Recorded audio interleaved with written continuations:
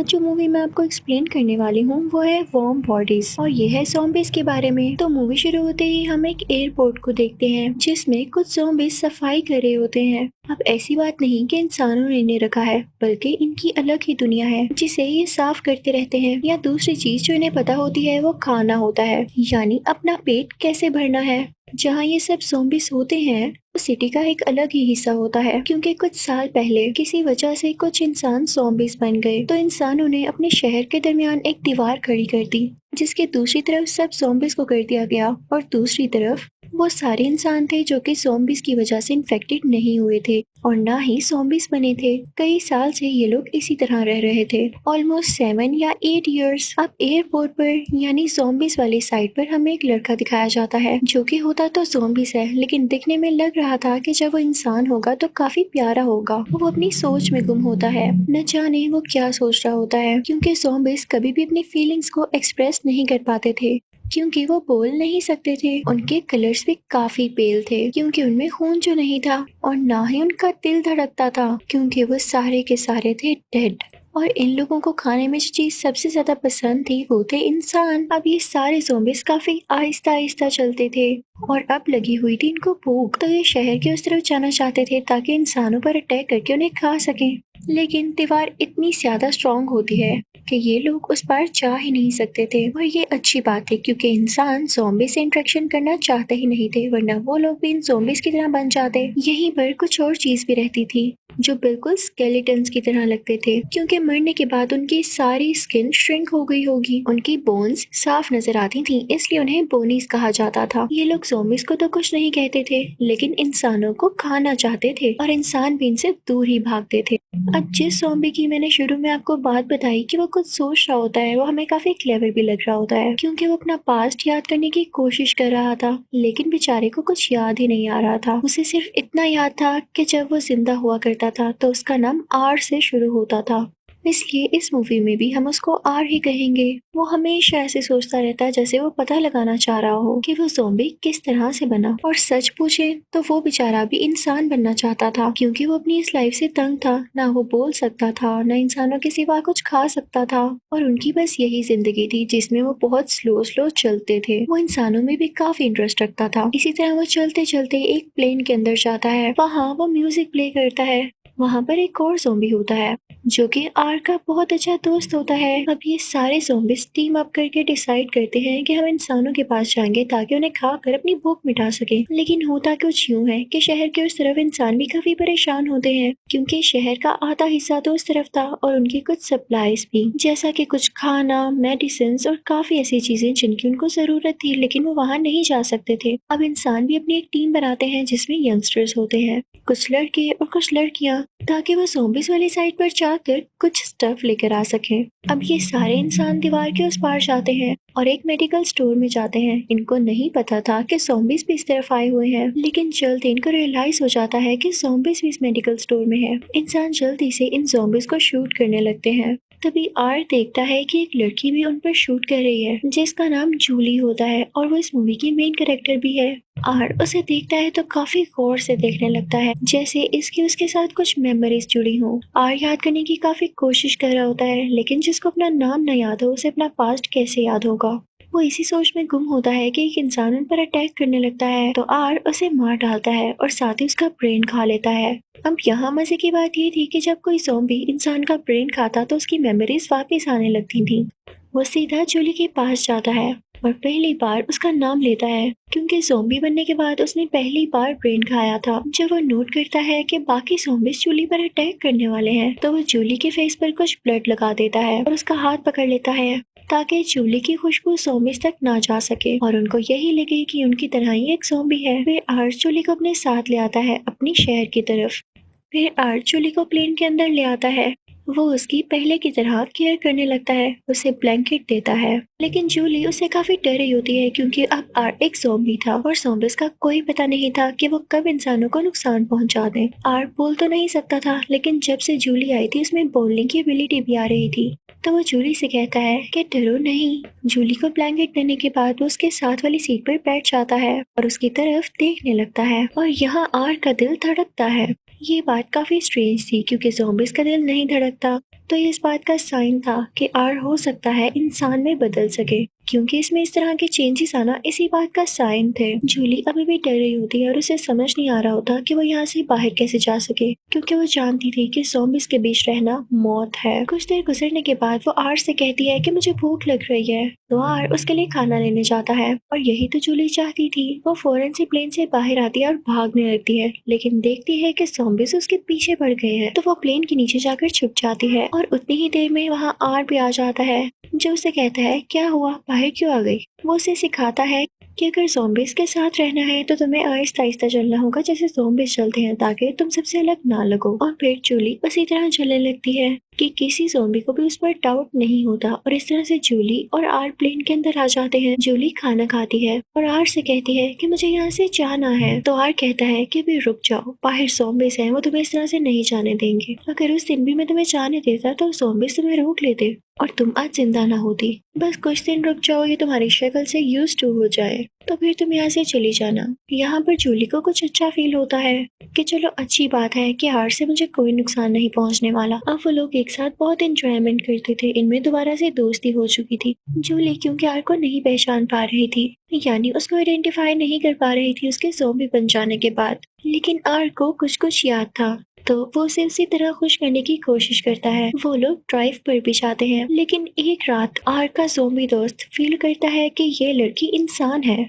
वो उसे पकड़ लेता है और इससे पहले कि वो लोग उसे मारते वहाँ पर आर आ जाता है और उनको रोकता है। आर का दोस्त कहता है कि हमारे सामने हमारा खाना चल रहा है और तुम कह रहे हो कि मैं इसे छोड़ दूं। अब आर के दोस्त ने भी कुछ कुछ बोलना सीख लिया था। आगे से आर कहता है कि नहीं, तुम इसे हाथ भी नहीं लगाओगे। इतनी ही बात की देर थी कि सामने से वो बॉनीज आने लगते हैं, जो कि इंसानों को मारना चाहते थे और उन्हें खाना चाहते थे। वो भूखे बॉनीज उसकी तरफ बढ़ रहे होते हैं, तो आर जूली का हाथ पकड़ के उसे दोबारा अपने साथ लेकर जाता है। लेकिन तभी सामने से 3 और ज़ॉम्बीज़ आते हैं जो इन पर अटैक करने वाले होते हैं। लेकिन तभी सामने से एक और गाड़ी आती है जो इन ज़ॉम्बीज़ को उड़ा देती है, और गाड़ी में कोई और नहीं बल्कि आर का वही दोस्त बैठा हुआ था। वो अपने दोस्त से कहता है कि मैं ये सिर्फ तुम्हारे लिए कर रहा हूँ। वो उन्हें गाड़ी में उठा लेता है और कहता है कि ये गाड़ी तो इतना दूर नहीं जा सकती, लेकिन मैं तुम दोनों को एक गाड़ी तक पहुंचाऊंगा और उस गाड़ी में तुम दोनों एक घर तक चले जाना। वो ऐसा ही करता है, लेकिन जब आर का दोस्त उन दोनों को वहां पर उतारता है तो वहां पर और ज्यादा ज़ॉम्बीज़ होते हैं जो कि उन पर अटैक करने लगते हैं।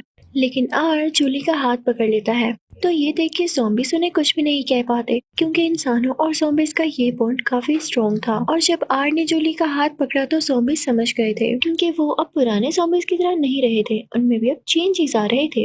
अब जूली और आर वहाँ से गाड़ी लेते हैं और उस घर की तरफ निकल पड़ते हैं। अब रात हो चुकी होती है। अब जूली रेस्ट करना चाहती थी, लेकिन तभी उसे ऐसे फील होता है कि घर के बाहर कुछ गाड़ियां हैं और वो गाड़ी पुलिस वालों की होती है। उनके साथ एक आर्मी कर्नल भी होते हैं, जो कि कोई और नहीं बल्कि जूली के फादर थे, जो कि जूली को वहाँ पर ढूंढने आए थे। लेकिन जूली नीचे नहीं जाती, क्योंकि वो जानती थी कि अगर वो नीचे गई और उसके फादर ने उसे देख लिया तो वो आर को भी ढूंढ लेंगे और उसे मार डालेंगे। लेकिन जूली ऐसा नहीं चाहती थी, इसलिए वो चुप करके लेट जाती है, क्योंकि वो आर के साथ ऐसा नहीं कर सकती थी। आर ने भी तो कई बार उसकी जान बचाई थी। तब आर उसे बताता है कि क्या तुम जानती हो, मैंने तुम्हारे दोस्त को मारा था। तो जूली कहती है हाँ, मैं जानती हूँ कि वो मर चुका है, पर उसको तुमने मारा था मुझे ये नहीं पता था। आर उसे उसके दोस्त की घड़ी देता है। अब जूली आर ज़ॉम्बी से कहती है कि तुम लोग इंसानों को क्यों खाते हो, तुम्हें जरा बुरा फील नहीं होता। तो आर कहता है कि इंसान हमारा खाना है, उनके बगैर हम जिंदा नहीं रह सकते, जैसे तुम लोग खाना खाते हो उसके बगैर जिंदा रह सकते हो। फिर इन दोनों में आर्ग्यूमेंट खत्म होता है और आर यहाँ पर सो जाता है। और आप ये सुन के हैरान रह जाएंगे कि आर ज़ॉम्बी बनने के इतने साल बाद पहली बार सोता है और उसे ख्वाब आता है जिसमें उसे जूली दोबारा से नजर आती है। लेकिन जब उसकी आंख खुलती है तो वो देखता है कि जूली वहाँ कहीं नहीं है। वो परेशान हो जाता है। जब नीचे जाकर देखता है तो कार भी नहीं होती, तो वो समझ जाता है कि जूली यहाँ से जा चुकी है और जरूर उसे वो बात बुरी लगी होगी जो मैंने उसके दोस्त को मार दिया। वो काफी सैड हो जाता है और बाहर निकलने लगता है। यहाँ पे हम नोट करते हैं कि वो पहले से थोड़ा ज्यादा तेज चलने लगा था, क्योंकि उसकी बॉडी में चेंजेस जो आ रहे थे जैसे इंसानों में होते हैं। और तभी वहाँ पर बारिश होने लगती है। आर को ठंड लगने लगती है, जो कि ज़ॉम्बीज को नहीं लगती होती, और ये भी एक साइन था कि वो ज़ॉम्बी से बदल रहा है। वो सीधा चलने लगता है, ये सोचते हुए कि मुझे जूली को भूलना होगा, वो इंसान है उसने ठीक किया।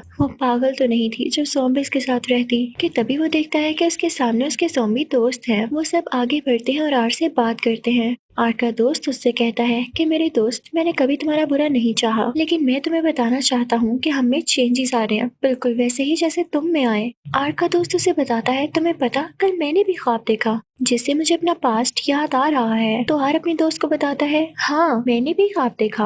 और देखो, अभी तुम लोगों को भी सर्दी लग रही होगी, मुझे तो लग रही है। और ये हमें चेंज आया है, लगता है हम चेंज हो रहे हैं, इंसान बन रहे हैं। तो बाकी सारे ज़ॉम्बीज़ भी खुश हो जाते हैं। और आर का दोस्त कहता है, फिर तो ये बहुत अच्छी बात है। तो आर कहता है, हाँ ना, ये बात मुझे जूली को भी बतानी थी, लेकिन वो चली गई है। क्या मैं उसे ढूंढ कर ये बात बता सकता हूँ? और मुझे उससे माफी भी मांगनी है कि मैंने उसके दोस्त को मारा। वो बाकी ज़ॉम्बीज़ को जूली की पिक्चर दिखाता है। तो बाकी ज़ॉम्बीज़ समझ जाते हैं कि यही जूली है। और अब वो सारे निकल पड़ते हैं शहर के उस तरफ जहाँ पर बहुत बड़ी दीवार होती है, जहाँ से ज़ॉम्बीज़ उस तरफ जा ही नहीं सकते। वो लोग वहाँ पर पहुँचते हैं और काफी कोशिश करते हैं, लेकिन नाकाम रहते हैं। तभी आर को कुछ मेमोरीज आती हैं, क्योंकि उसने जूली के दोस्त का ब्रेन जो खाया होता है। उसे समझ आ जाती है कि जूली का दोस्त इस दीवार से कैसे आया जाया करता था। वो वही तरीका यूज करके दीवार की उस तरफ चला जाता है और अब वो जूली का घर ढूंढने लगता है। और फिर जब उसे जूली का घर मिल जाता है तो उस घर के नीचे जाके खड़ा होता है। जूली उसे देखती है तो वो फौरन से उसे अंदर बुला लेती है और कहती है, तुम यहाँ कैसे? मुझे बहुत खुशी हुई तुम यहाँ आए। तुम ये बताओ, तुम्हें किसी ने देखा तो नहीं? तो कहता है, नहीं, मैं बड़े ध्यान से आया हूँ। तो जूली उसे कहती है, यानी ज़ॉम्बी तेज हो गया है। आर उससे कहता है कि मैं तुमसे सॉरी करना चाहता था,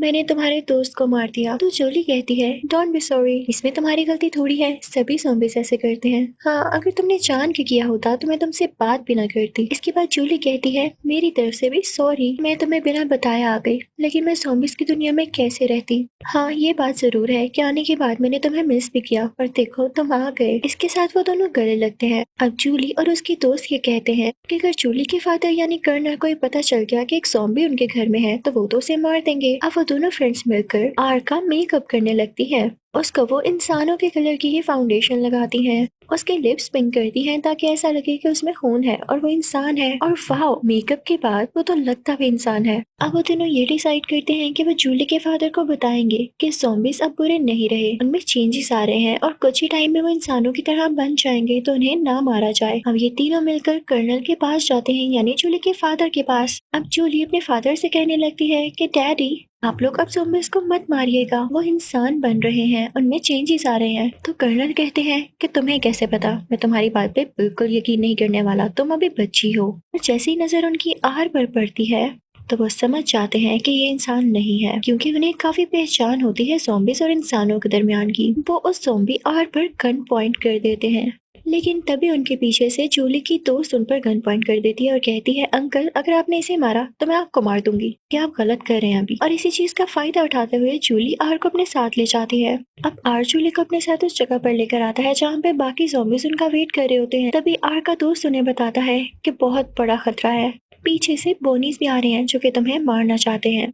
और तुम्हें ये भी पता होगा कि आर्मी भी तुम लोगों के पीछे है और जल्दी वो यहाँ पर आ जाएगी। तुम दोनों की जान को बहुत खतरा है, तुम लोग यहाँ से भाग जाओ, हम उनको देख लेंगे। जिस जगह पर वो होते हैं उसके ऊपर ग्लास रूफ होती है। तो बोनिस वहाँ पे पहुंच चुके थे। आर और जूली तो वहाँ से टाइम पर भाग जाते हैं, लेकिन पीछे बचते हैं ज़ॉम्बीज़। बोनिस जल्दी वो शीशा तोड़कर नीचे आ जाते हैं और ज़ॉम्बीज़ पर अटैक करने लगते हैं और उतनी ही देर में आर्मी भी आ जाती है। जब बोनिस उन इंसानों को देखते हैं तो उनके मुंह में तो पानी आ जाता है, लेकिन अब ज़ॉम्बीज़ उन इंसानों को बचाते हैं। जब ढेर सारे बोनिस एक आर्मी ऑफिसर पर अटैक कर रहे होते हैं तो एक ज़ॉम्बी उनको बचाता है और उनका हाथ पकड़कर उन्हें खड़ा करता है। तो आर्मी ऑफिसर ज़ॉम्बी से काफी इम्प्रेस होता है और वो भी जान चुका था कि वाकई इनमें पॉजिटिव चेंज आ रहा है। और जब बाकी के आर्मी ऑफिसर्स भी ये देखते हैं कि ज़ॉम्बीज़ बोनीस से लड़ रहे हैं और इंसानों को बचा रहे हैं, तो वो उनसे कहते हैं कि हम भी तुम्हारे साथ हैं, क्योंकि उन्होंने ये चेंज खुद ही नोट कर लिया था। लेकिन कर्नल को अभी तक इस बात पे यकीन नहीं था कि ज़ॉम्बीज़ बदल रहे हैं। वो तो अभी भी इसी बात पर डटे हुए थे कि ज़ॉम्बीज़ को मारना ही मारना है। दूसरी तरफ हम देखते हैं कि जूली और आर जा रहे होते हैं, तभी उन पर बोनीस अटैक करने वाले होते हैं। जूली आर को लेके उस बिल्डिंग पर खड़ी होती है जो कि काफी ऊंची होती है, और जब आर और जूली देखते हैं कि आसपास कोई रास्ता नहीं बचा अपनी जान बचाने का, तो आर को नीचे एक पोल नजर आता है जिसमें काफी गहरा पानी होता है। आर जूली से कहता है कि हमें इसमें जंप लगानी होगी ताकि हम अपनी जान बचा सकें। अब आर जूली को पकड़ लेता है और नीचे पानी में जंप लगा देता है। पानी काफी गहरा होता है जिसकी वजह से आर पानी के अंदर चला जाता है। जूली बिल्कुल सेफ होती है और जब आर पानी से बाहर आता है तो वहाँ तब तक कर्नल भी पहुंच चुका होता है जो कि आर के कंधे पर शूट करता है। लेकिन जूली सामने आती है और कहती है, डैड आपको समझ नहीं आ रहा, आर अब बदल रहा है, आप इसे और शूट नहीं करेंगे वरना मैं सामने से नहीं हटने वाली।